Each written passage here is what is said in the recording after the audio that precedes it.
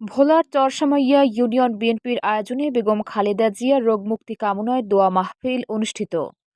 রাজধানীর এভারকেয়ার হাসপাতালে নিবিড় পরিচর্যা কেন্দ্রে চিকিৎসাধীন বিএনপির চেয়ারপারসন বেগম খালেদা জিয়ার সুস্থতা কামনায় রবিবার 7 ডিসেম্বর বিকালে ভোলা সদর উপজেলার চরসামাইয়া ইউনিয়ন শান্তির হাট বাজার সংলগ্ন বিএনপির কার্যালয় প্রাঙ্গণে ইউনিয়ন বিএনপির আয়োজনে দোয়া মাহফিল অনুষ্ঠিত হয়েছে।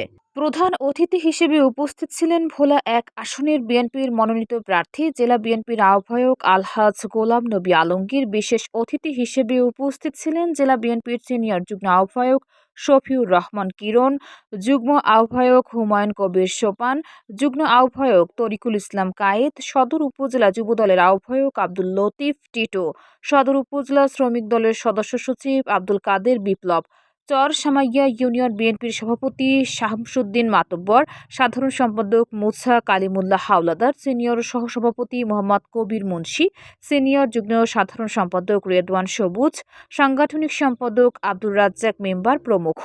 এছাড়া ইউনিয়ন বিএনপির যুবদল, স্বেচ্ছাসেবক দল, কৃষক দল, ছাত্রদল সহ অঙ্গ ও সহযোগী সংগঠনের নেতাকর্মীরা অংশ নেন। দোয়া মাহফিলে প্রধান অতিথি বলেন, বেগম খালেদা জিয়ার আজ এই অবস্থান শুধু হাসিনার কারণে। যদি সে সময় বেগম খালেদা জিয়াকে বিদেশে চিকিৎসার জন্য যেতে দেওয়া হতো তাহলে হয়তো আজ সে এত অসুস্থ থাকতো না।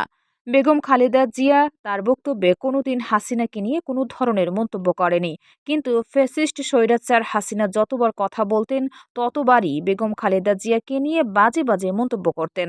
আজ আমরা খালেদা জিয়ার এই অবস্থাতে তার জন্য দোয়া করা ছাড়া কিছুই করতে পারছি না।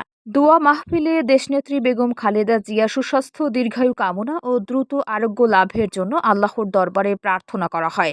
দোয়া মোনাজাত পরিচালনা করেন ভোলা সদর মডেল থানা মসজিদের ইমাম হাফেজ মাওলানা আবদুল্লাহ ওসমানী।